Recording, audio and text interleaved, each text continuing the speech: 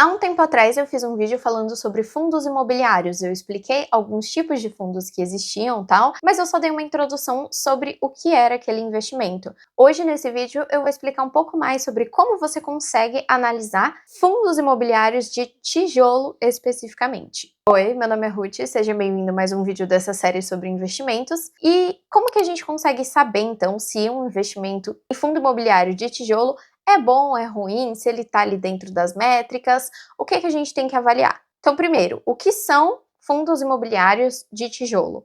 Basicamente, são fundos imobiliários que realmente têm imóveis, porque sim, não são todos os fundos imobiliários que têm imóveis físicos.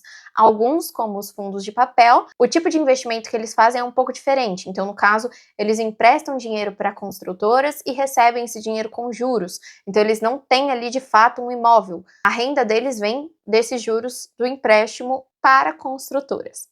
Mas os de tijolos, eles têm realmente prédios físicos, galpões logísticos, e aí existem vários setores que eles atuam.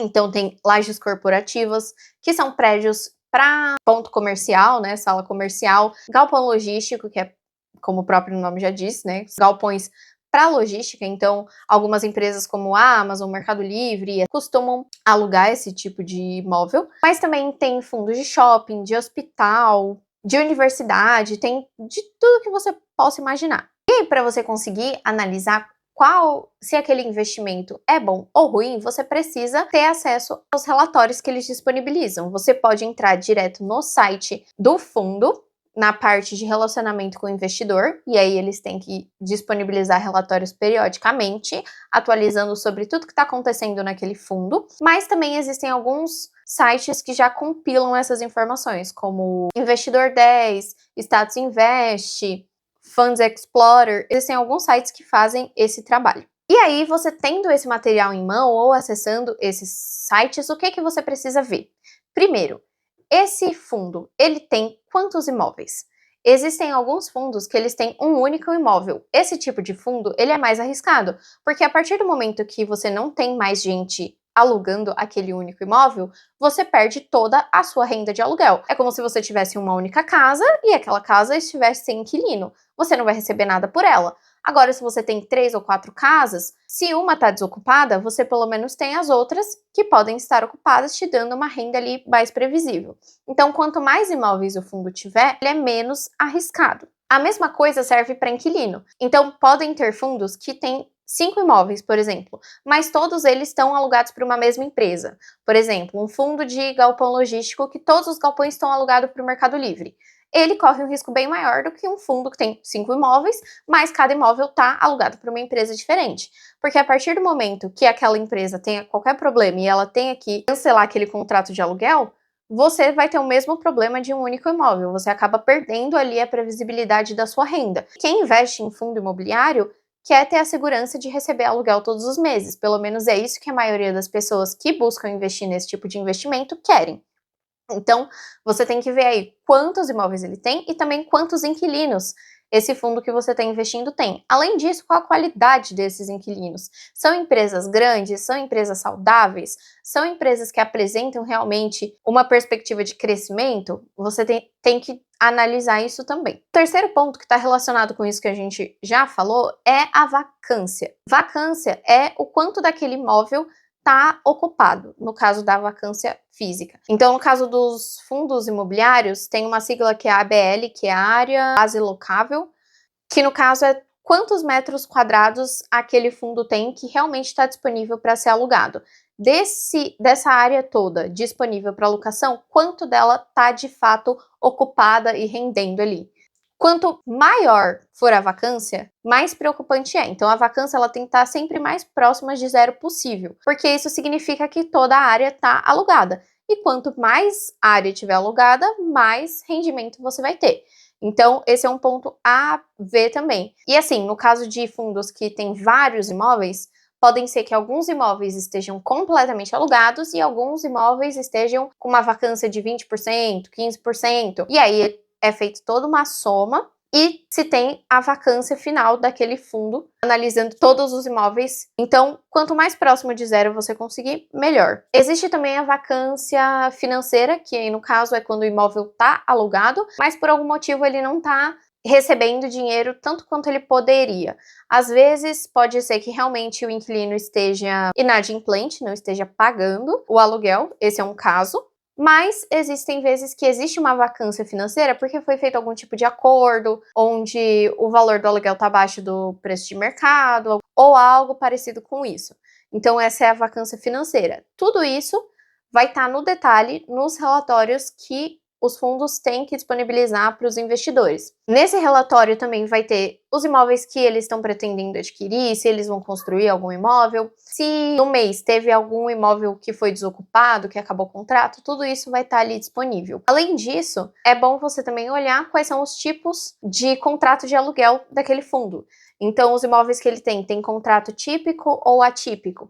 Os atípicos, normalmente, eles são contratos mais longos, já com reajuste definido, então acaba tendo uma previsibilidade maior. Já o típico, ele tem um prazo menor, então pode ser que ele seja um pouco mais volátil, né? Ele possa ser um pouco mais arriscado, mas não necessariamente. Existem fundos imobiliários ótimos, como o HGLG11, que ele tem contratos típicos e é um dos melhores da área ali de galpão logístico. Então isso não é necessariamente um fator, mas é bom você saber. Outra métrica bastante importante, principalmente para quem quer viver de dividendo, que no caso é aquele valor que os fundos pagam para quem investe, é o dividend yield. Basicamente, o dividend yield é o quanto você está recebendo em percentual sobre o que você investiu. Então, se você investiu R$100 em um fundo e ele te retornou R$10 no ano, você teve um dividend yield de 10%. Mas você precisa ter cuidado quando você vai avaliar o dividend yield, porque no caso tem gente que tem olho gordo, né? Então vê lá que o dividend yield foi de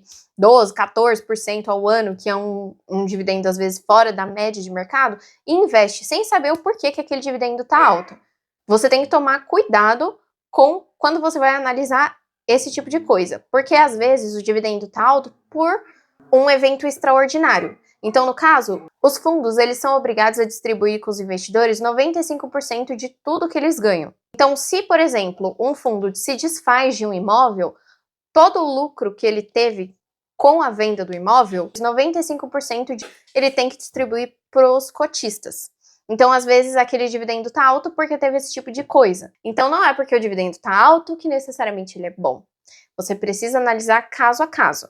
E se fugir da média, aí que você tem que ficar mais esperto ainda. O normal para fundo imobiliário de tijolo gira ali em torno de 8 a 10% ao ano de dividendo. Então, você tem que tomar um pouco de cuidado quando foge aí desse padrão. É sempre bom também dar uma investigada sobre quem é a gestora daquele fundo, então sempre tem alguma empresa gerindo aqueles imóveis, e quanto mais experiente é a gestão, provavelmente menos problema você vai ter com o fundo. E por último, tem um outro indicador, que é o mesmo das ações, inclusive, então se você já viu um vídeo de como analisar ação, esse indicador é exatamente o mesmo, que é o P sobre VP.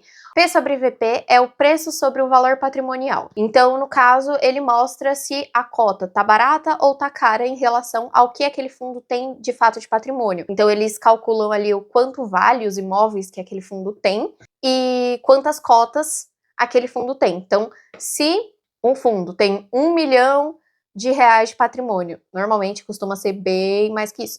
Mas se tem ali 1 milhão de patrimônio e ele tem 10 mil cotas, por exemplo, cada cota tem que estar valendo R$100. Nesse caso, se a cota está valendo exatamente o que ela deveria estar valendo, o PVP dela vai ser 1. Se o PVP dela tá abaixo de 1, significa que ela tá barata. Você tá pagando menos dinheiro para cada real que aquele fundo tem de patrimônio.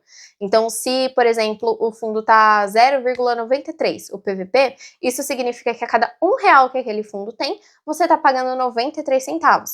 Isso pode significar uma oportunidade em momentos de crise, principalmente, mas você também tem que analisar caso a caso, porque às vezes tá barato, porque aquele fundo tá passando por alguma dificuldade. Pode ser que ele tinha um único inquilino, por exemplo, e aquele inquilino saiu e ele não tá tendo renda. Então, você tem que ver aí caso a caso. Mas se é um bom fundo que tá com uma vacância baixa, que tem bons contratos, bons inquilinos e tá com PVP baixo e mesmo assim paga rendimentos ali constantes, tá tudo certo, é uma ótima oportunidade. Você tá pagando super barato por um investimento de ótima qualidade. E se o PVP está acima de 1, significa que aquela cota está sendo vendida um pouquinho acima do que ela realmente vale. Mas não significa que ela tá cara. Normalmente PVP até 1,5 costuma ser interessante para bons investimentos. Você precisa analisar as outras coisas. Nenhum indicador tem que ser visto isolado. Você tem que ver todo o conjunto da obra. E existem canais maravilhosos no YouTube que fazem praticamente uma análise mensal de fundos imobiliários. Então, às vezes, é interessante você pesquisar o nome do fundo que você quer e análise, vai aparecer conteúdos, e aí você tem que ver se aquele conteúdo é recente, se faz sentido ainda, se não mudou nada com aquele fundo, então você tem que ficar esperto com isso, e claro, se a pessoa é confiável, né? Mas existe bastante conteúdo sobre isso aqui no YouTube, de graça e de ótima qualidade. Então, para analisar um fundo imobiliário de tijolo, essas são as principais coisas que você precisa ficar esperto. Lembrando que existem outros tipos de fundo imobiliário, como o de papel, fundos de fundos, fundos híbridos, e aí você precisa analisar outras coisas. Aqui eu foquei realmente nos fundos mais tradicionais, que são os de tijolos, e é interessante que você também fique, principalmente se você está iniciando, com os tipos de imóveis mais tradicionais, como galpão logístico, laje corporativa e shopping. Outros tipos podem ser um pouco mais complicados. Então, no vídeo de hoje foi basicamente isso. Se você quer ver os outros vídeos que já tem aqui nessa série sobre investimentos para iniciantes, tem aqui essa playlist. Se você quer continuar recebendo esse tipo de conteúdo, já se inscreve no canal e eu te vejo no próximo vídeo. Senta aqui então. Senta aqui então para gravar comigo.